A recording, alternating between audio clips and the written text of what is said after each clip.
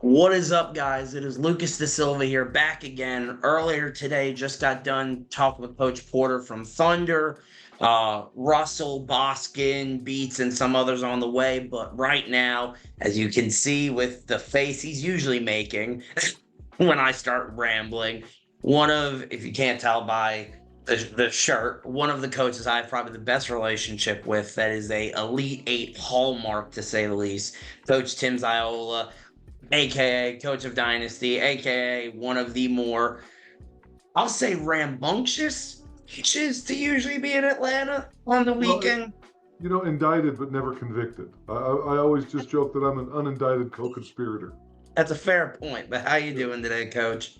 Good. I'm doing great. It's really good to see you. You must be getting ready to compete because you're looking really fit. So I'm gonna keep my distance from you at the event. No, got some big stuff going on. The wrestling's getting really out there, so it's a blessing. But what we are here to talk about, obviously, we are about 11 or so days away. It's Elite Eight. I think this is the sixth or seventh year in total, I'm thinking. I think it's the seventh. Yeah, somewhere in that range. Yeah, seven sounds about right. And obviously, Dynasty has been a part of all of them, been a important piece of all of them. Two-time champions, the only team right now not named Minions to have multiple sets of robes.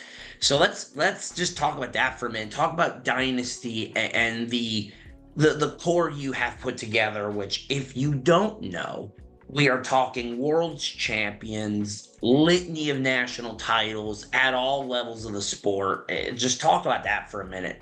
Yeah, I mean, I try really hard to give kind of the founders of the feast, if you will, always their due, and that's Jenny and Ray Clark and Dave Scafidi.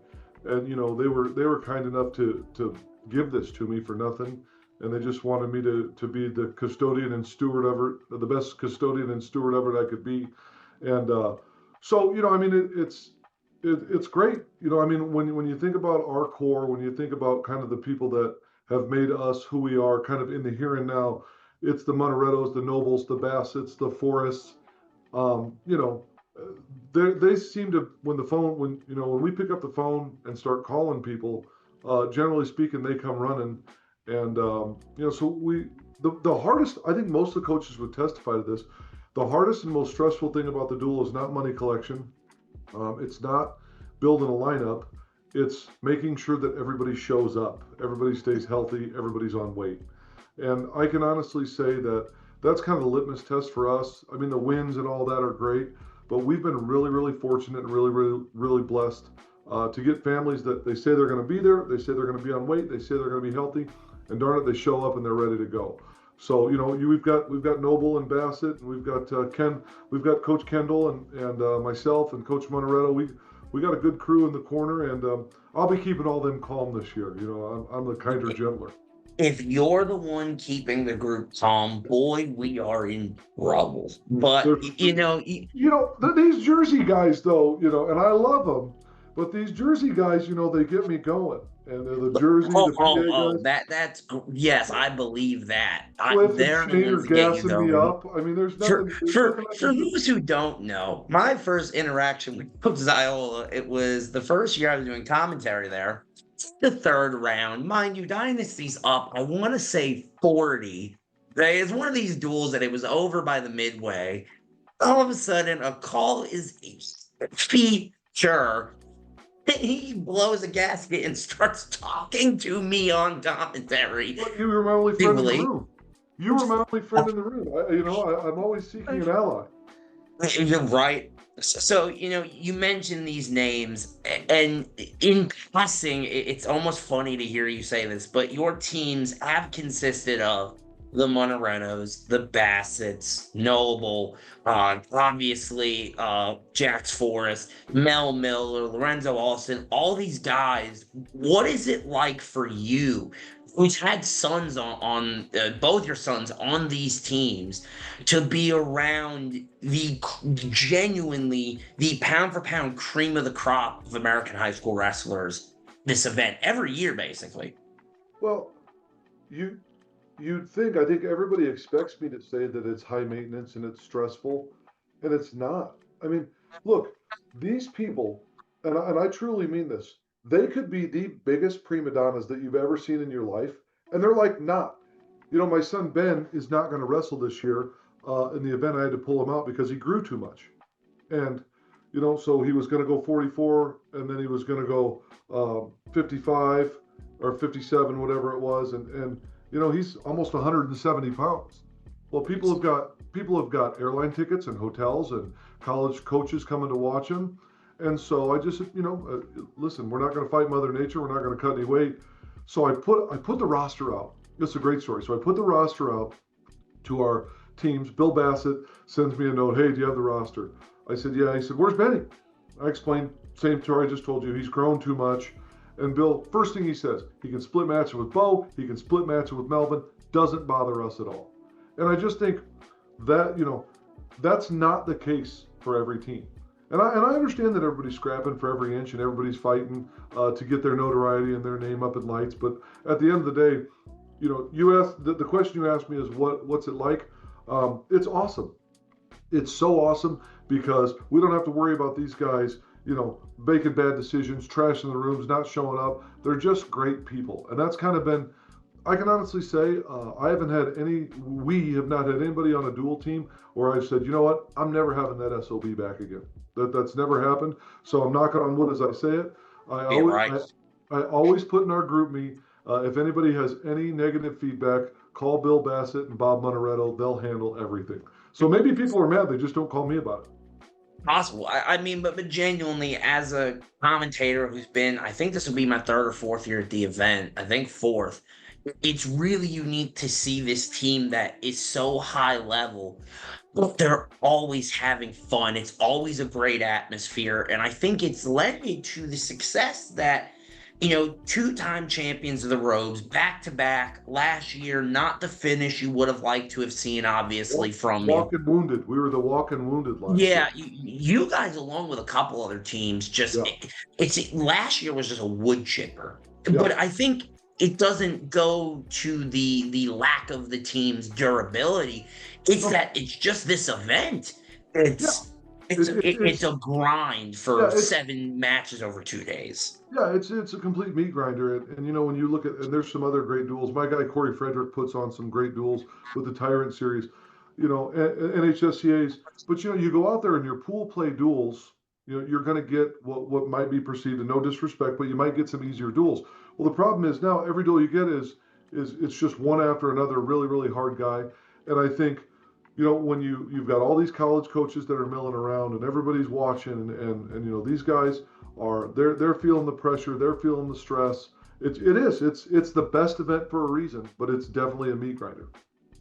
I think a big point was one of the years I was speaking with Mike on a video that me and him did, Mike Mallet, and I think it was a good example I used was, Fargo Super 32, you will run into a local guy who's just testing himself, and God bless him, running out against the best of the best. But you come to Elite 8, there is no cupcake, and I think that's what makes this event so unique.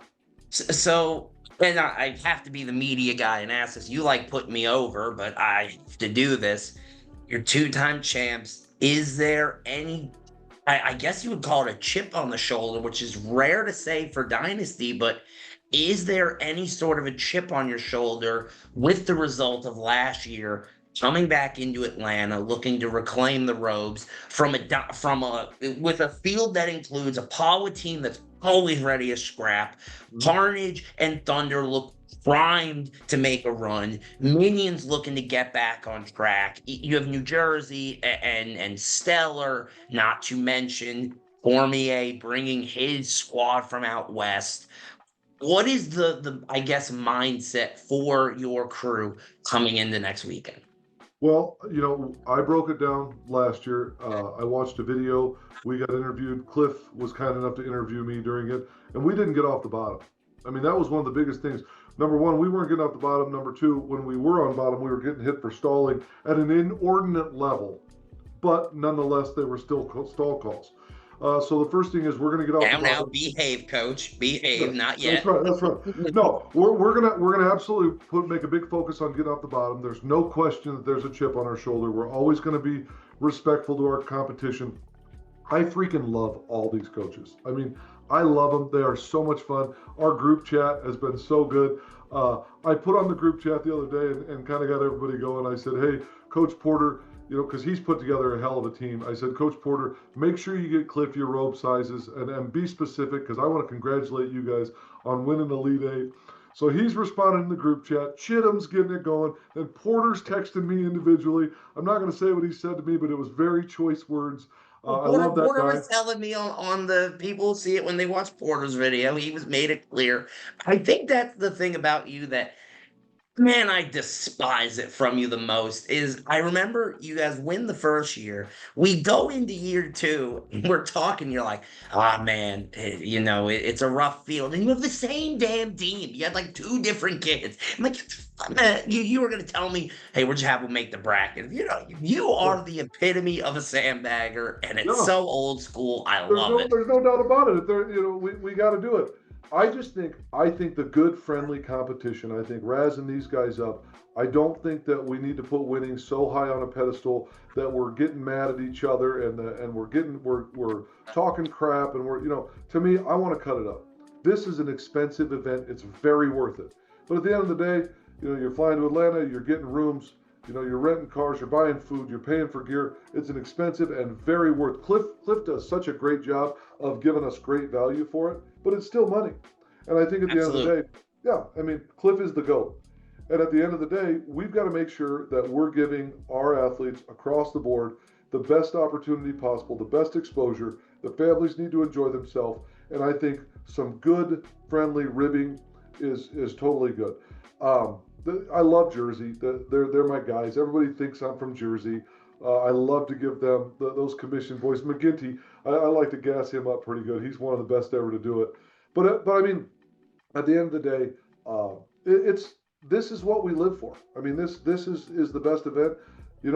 We Forrest is he ditched us. Jax Forrest ditched us for Senior World, so he's on my crap list right now. But at the end of the day, we got the band back together for one last ride with Bassett, and Bo's going to be done. I'm sad Jax isn't with us, but we gave him full deniability. He didn't have to come to this because he's going to go win a senior world title.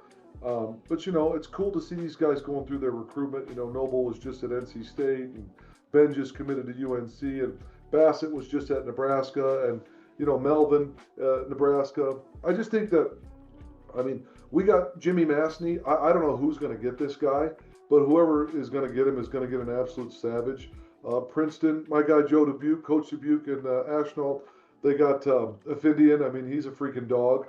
Eh, Cash Cooley's going to. Well, it's either Aiden or Cash. I don't. I think he has multiple aliases or pseudonyms or something. But he's going to Mizzou. We got Nate Braun going to Harvard. So he's way too smart. I think we got to kick him off the team because he's too dang smart. But Monterey, Ohio State. So I'm not intentionally leaving anybody off. I'm just thinking about it. But we've got some great guys, and it's really cool to see um, where they're going and they're recruiting. I've got coaches that have reached out to me about some of our guys saying, "Hey, tell me a little bit about them." And it's been really nice being able to talk to them and kind of share some stories with them, and the character, family, all that stuff. So we're kind of a close knit group, and we're excited, man. We're really excited. You guys really are, and I think that that's what's so special about, from a media guy perspective, watching y'all go to battle is the core of this group, and you mentioned it. It's one last ride with the Death Riders, so to speak. This crew that you guys have, and the way you guys travel together, and when you see these guys at events together they're still having that bond. It's so cool to watch. And you even mentioned it with other teams and coaches that the competition level is so intense Yeah, that to some people, if you were looking outside or from the outside, you might think like a great example to me is your duel with Jersey last year in the pool play was I commentated for God's sakes, yeah, so intense, so just bar fight in a phone booth, for lack of a better term, that you would think if you didn't know anybody, like, oh, these coaches and these guys must hate each other. But after the duel was all smiles and love. Is there a team specifically that either you love wrestling for that reason, or that maybe you're looking at this year and you're like, man, hope we get to run ones with them and it'll be Oh fun. man, that is so easy for me. It's always POWA. It's always. What people don't understand is that I owe Adam Urenda so much. My son Cade was not very good. Adam Urenda called him, had him wrestle at Virginia Duels, McDonough. He did okay. He said, "You're with us for everything." Cade went everywhere with POWA until this Dynasty thing, until we started with Dynasty. So I'm a huge POWA fan. We used to go to camps out there. Adam's father is a wrestling coach there at Pueblo. I think it's Pueblo West. His name's Tim, so he's a really good guy. But you know, if we can compete with POWA, they're always loaded. They're very classy. They're very very tough. And then I love the Russell family. You know, Jen Russell, Of course. and I think you know she has been so good to me along the year as we were building teams and trying to get things put together. She's got a great sense of humor. It's so cool to see Dallas ranked #1 and doing the things that he's doing. So I love to wrestle POWA. I love to wrestle Minions. The Jersey guys are too good on top. I don't like wrestling Jersey. They're freaking. I said last year, their backpacks. They're too good on top. My guys can't get away from them. So you know, hopefully Cliff just puts them on the other side so we don't have to deal with them. Right, But you hope no, you just miss them in the bracket, you hope. yeah. All right, one last question for you. Is there a guy on your team? Because obviously, it's hard to look at your roster and not see a guy with a pound sign and a number by their name. But is there a guy maybe that you think, man, he's not ranked right now, or maybe people nationally won't know his name, but after Elite Eight, you think this guy will be a national commodity? Well, because we're so close, I'm gonna give you two. Okay. Mhm. First and foremost, and he's a Division 1 guy. He's a New Jersey State finalist, but currently he's not ranked, which I thought was amazing. He's been banged up, so I'm going to attribute him not being ranked to the fact that he's been a little bit banged up, and that's Nathan Braun. You know, Nathan Braun. How Braun's not ranked, I'll never know. Yeah, yeah, That those boggles my mind. and Willie and Bray and Piles. I like those guys a lot. I consider them friends. So I'm not you know I'm going to let them stick to their knitting. But at the end of the day, you know, Braun's going to Harvard. He's an absolute dog, a backpack, your typical Jersey guy. Yeah, So right. I think Braun. I think if Braun comes out there and wins a couple of big ranked matches, I don't think it's going to be a big surprise for anybody. But the reality is he's not currently ranked. I believe after Elite Eight, there's a very good chance he's going to be ranked. The other guy is a kid named Weston Porter. Okay, Weston Porter goes to Lewis Central High School in Council Bluffs, Iowa. His older brother Gable wrestled for Virginia. He's just tougher. I mean, Fargo champ, just tougher than crap. Here's the Gable Porter. Any coaches that are watching this, first of all, the guy's name's Gable, so he's already going to be tough. His Yeah, dad's right. a psycho. His dad's a complete sicko psycho, just like me. I love him. But here's the deal. Initially, we get Gable, and I called the dad. Or I reached out to Scott, the dad, and I said, "Hey, we need or not Gable. We need Weston. His name's Weston Porter." I said, "We need Weston." He said, "Yeah, he's in."